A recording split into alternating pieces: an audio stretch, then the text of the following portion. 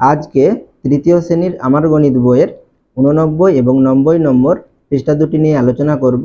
তোমরা যারা চ্যানেলে নতুন অবশ্যই চ্যানেলটিকে সাবস্ক্রাইব করে নিও এবং যারা আগে থেকে সাবস্ক্রাইব করে রেখেছো তাদেরকে অসংখ্য ধন্যবাদ। তাহলে এখানে 89 পৃষ্ঠাটি দেখো, নিজের ইচ্ছা মতো জিনিস কিনি। তাহলে নিচে তোমাদের কয়েকটি ছবি দেওয়া আছে এবং ছবির নিচে কি দেওয়া আছে, তাদের দাম দেওয়া আছে। তাহলে প্রথম যে ছবিটি আছে সেটি কিসের ছবি? একটি খেলনা গাড়ির ছবি দেওয়া আছে, তার দাম কত? 21 টাকা 50 পয়সা। এরপরে একটি জলের জগের ছবি দেওয়া আছে, তার দাম কত? 50 টাকা। এরপরে চিরুনি আছে, তাহলে চিরুনির দাম কত? 15 টাকা 50 পয়সা। এরপরে একটি ফুটবল আছে, তাহলে ফুটবলের দাম কত? 300 টাকা। এরপরে তোমাদের একটি জামা দেওয়া আছে, তাহলে জামার দাম কত? 110 টাকা। আর একটি জলের গ্লাসের দাম কত? 10 টাকা। এরপরে একটি কি আছে, ঘড়ির ছবি দেওয়া আছে, তাহলে ঘড়ি কত টাকা?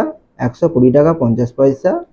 এরপরে একটি ব্যাট আছে, তাহলে ব্যাটের দাম কত? 120 টাকা।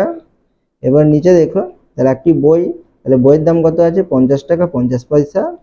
এরপরে একটি ঘুড়ি আছে, তাহলে ঘুড়ি কত টাকা? 10 টাকা 50 পয়সা। এরপরে তোমাদের একটি পেন্সিলের বক্স আছে, তার দাম কত? 23 টাকা। এরপরে তোমাদের একটি থালা আছে, তাহলে থালার দাম কত? 25 টাকা 50 পয়সা। এবার নিচে কি বলেছে দেখো, থালা ও গ্লাস কিনলে খরচ হবে। তাহলে থালা আর গ্লাস কিনলে কত টাকা খরচ হবে সেটা আমাদের এখানে বের করতে হবে। তাহলে এখানে আমরা কি করব, তাহলে থালার দাম কত? 25 টাকা 50 পয়সা। আর গ্লাসের দাম কত? 10 টাকা। তাহলে আমরা এখানে 25 টাকা 50 পয়সা এবং 10 টাকা যোগ করে নিলে পেয়ে যাব।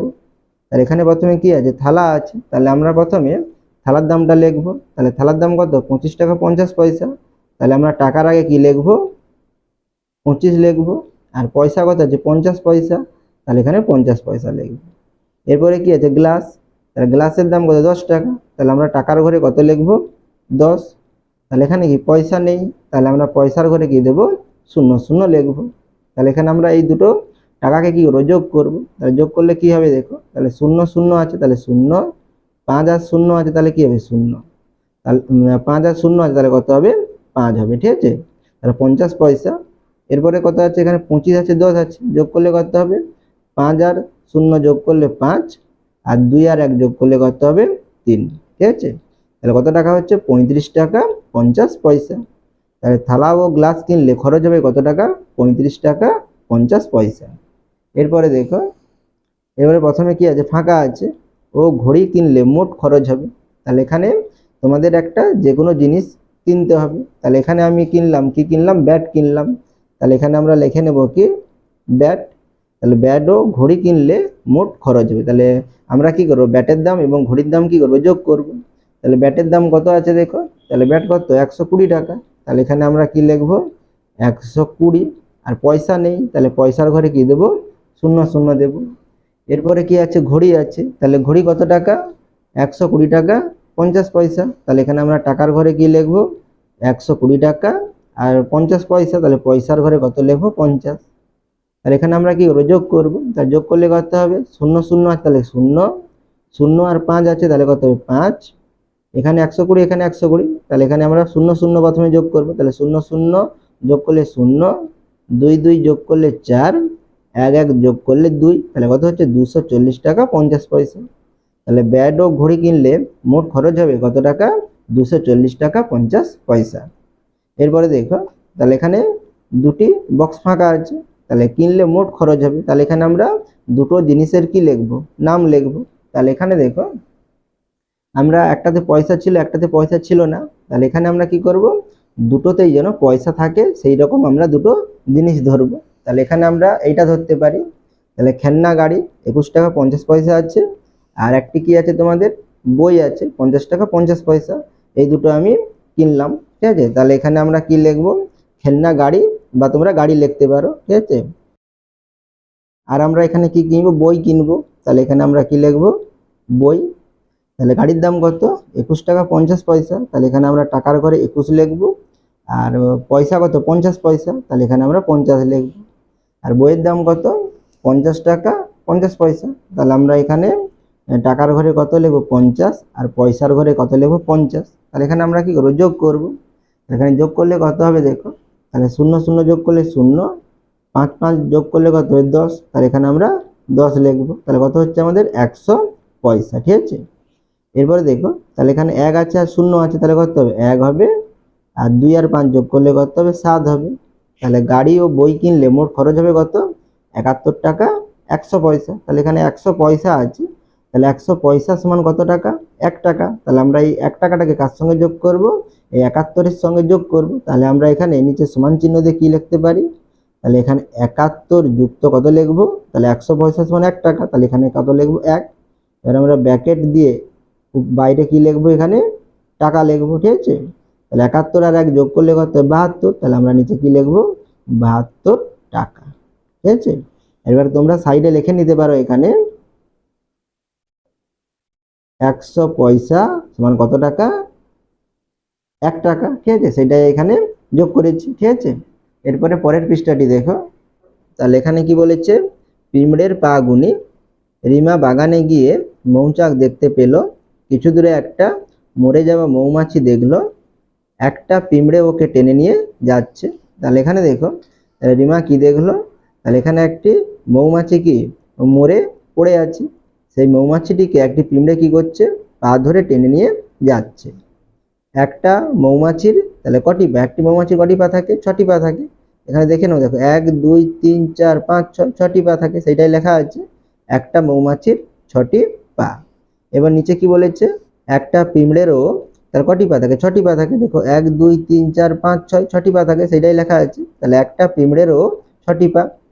কিছুক্ষণ পরে দেখলো, তাহলে কিছুক্ষণ পরে রিমা কি দেখলো দেখো, যেটা নিচে তোমাদের এখানে লেখা আছে, তাহলে দুটো পিঁমড়ের পা, তাহলে দুটো পিঁমড়ের পা কটি হবে, তাহলে বেশি হবে। তাহলে একটা পিঁমড়ের যদি 6টি পা থাকে, তাহলে দুটো পিঁমড়ের কটি পা হবে, তাহলে আমরা 6কে কবার যোগ করতে হবে, দুবার যোগ করতে হবে। সেটাই তোমাদের এখানে লেখা আছে, দেখো 6 যুক্ত 6।